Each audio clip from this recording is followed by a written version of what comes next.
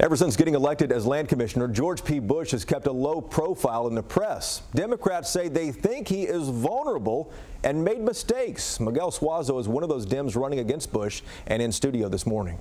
Thanks for having me. You're an energy attorney based in Austin. There's no Democrat elected statewide, though. Where do you see a path to victory here, man? Well, 24 years is a long time, and I intend to be amongst the first statewide elected officials from the Democratic Party in 2018.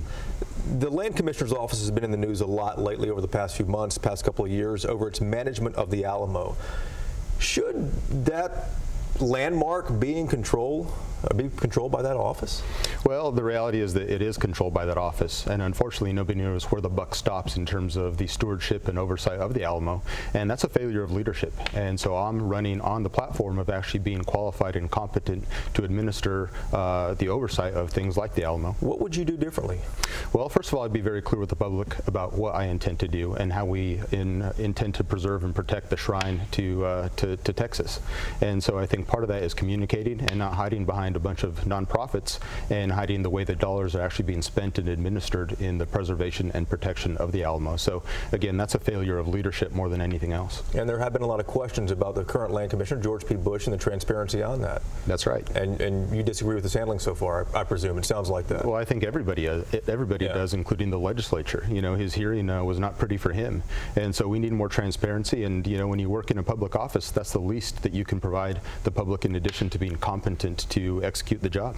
After Hurricane Harvey, you talked about preventing natural disasters. I lived in Houston for 8 years. How in the world can you prevent a disaster like that's happened there? Sure. Well, I'm about proactive spending, not reactive spending. It's going to cost us, over $100 billion to recover from Hurricane Harvey by the GLO's own studies and the multiple studies that have come out from A&M and a bunch of other institutions. Between 20 and 25 billion would help protect us from future disasters. What do you spend that money on? Well, coastal protection and restoration. If the Dutch have figured out how to live below the sea level for decades, I'm sure we can figure it out here in Texas. But what's missing is the political will to do it.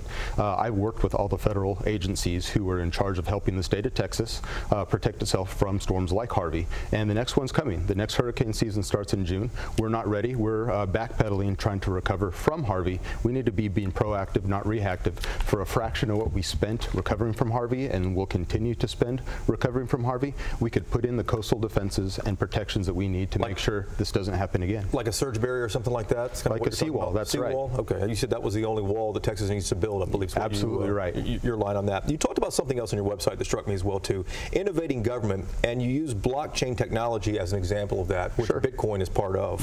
What specifically do you have in mind about using blockchain technology to innovate Texas government? Sure.